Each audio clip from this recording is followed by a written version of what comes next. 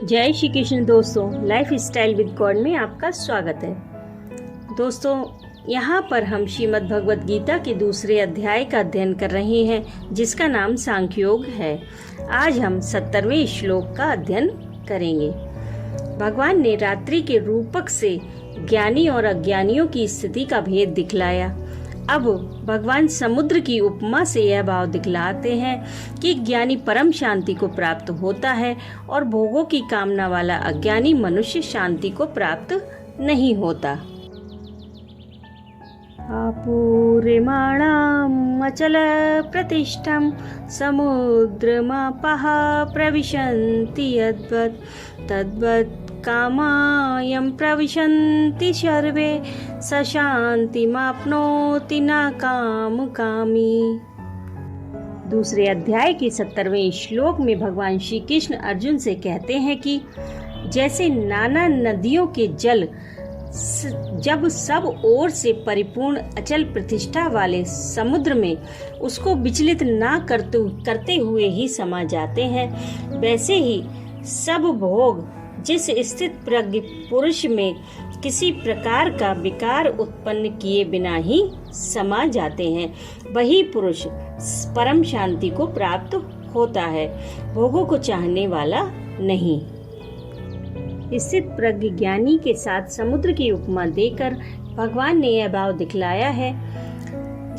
वैसे तो किसी जड़ वस्तु की उपमा देकर स्थित प्रज्ञ पुरुष की वास्तविक स्थिति का पूर्णतः वर्णन करना संभव नहीं है, फिर भी उपमा द्वारा उस स्थिति के किसी अंश का लक्ष्य कराया जा सकता है।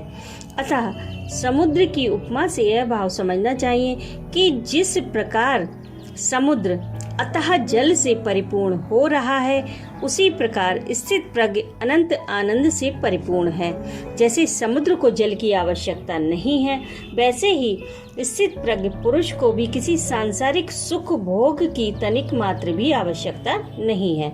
वह सर्वथा अपने आप में ही तृप्त है।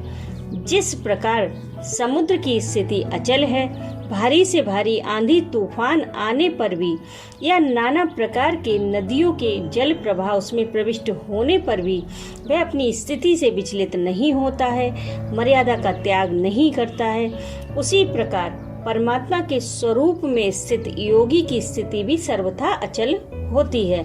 बड़े से बड़े सांसारिक सुख दुखों का संयोग वियोग होने पर भी उसकी स्थिति में जरा सा भी अंतर नहीं पड़ता। वह सच्चिदानंद घन परमात्मा में नित्य निरंतर अटल और एक रस स्थित रहता है। अब समझते हैं कि सब भोगों का समुद्र में जलों की भांति स्थित प्रज्ञ में समा जाना क्या है। क्योंकि स्थित प्रज्ञ पुरुष में कामनाओं का तो सर्वथा अभाव हो ही जाता है, फिर उनका उसमें प्रवेश कैसे बन सकता है। अतः जैसे समुद्र को जल की आवश्यकता न रहने पर भी अनेक नदियों के जल प्रवाह उसमें प्रवेश करते रहते हैं, परंतु नदी और सरोवर की भांति ना तो समुद्र में बाढ़ आती है और ना वह अपनी स्थिति से विचलित होकर मर्यादा का ही त्याग करता है। सारे के सारे जल प्रवाह उसमें बिना किसी प्रकार की विकृति उत्पन्न किए ही विलीन हो जाते हैं। वैसे ही स्थित प्रज्ञ पुरुष को किसी भी सांसारिक भोग की किंचन मात्र भी आवश्यकता न रहने पर भी उसे प्रारब्ध के अनुसार नाना प्रकार के भोग प्राप्त होते रहते हैं, अर्थात उसके मन बुद्धि और इंद्रियों के साथ प्रारब्ध के अनुसार नाना प्रकार के अनुकूल और प्रतिकूल विषयों का संयोग होता रहता है, परंतु वे भोग उसमें हर्ष शोक राग द्वेष काम क्रोध लोभ मोह इस प्रकार का कोई भी विकार उत्पन्न करके उसे उसकी अटल स्थिति से या शास्त्र मर्यादा से विचलित नहीं कर सकते। उनके संयोग से उसकी स्थिति में कभी भी किंचन मात्र भी अंतर नहीं पड़ता। वे बिना किसी प्रकार का क्षोभ उत्पन्न किए ही उसके परमानंद स्वरूप में विलीन हो जाते हैं। यही उनका समुद्र में जलों की भांति स्थित प्रज्ञ में समा जाना है।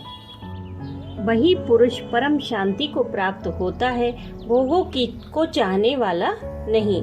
इस कथन से भगवान ने यह भाव दिखलाया है कि जो उपयुक्त प्रकार से अपने आप में ही तृप्त है, जिसको किसी भी भोग की जरा सी भी आवश्यकता नहीं है, जिसमें समस्त भोग प्रारब्ध के अनुसार अपने आप आकर विलीन हो जाते हैं और जो स्वयं किसी भोग की कामना नहीं करता, वही पुरुष परम शांति को प्राप्त होता है।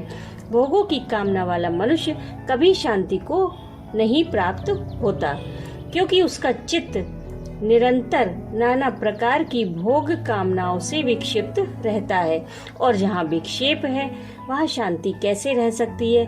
वहाँ तो पद पद पर चिंता, जलन और शोक ही निवास करते हैं। राधे राधे।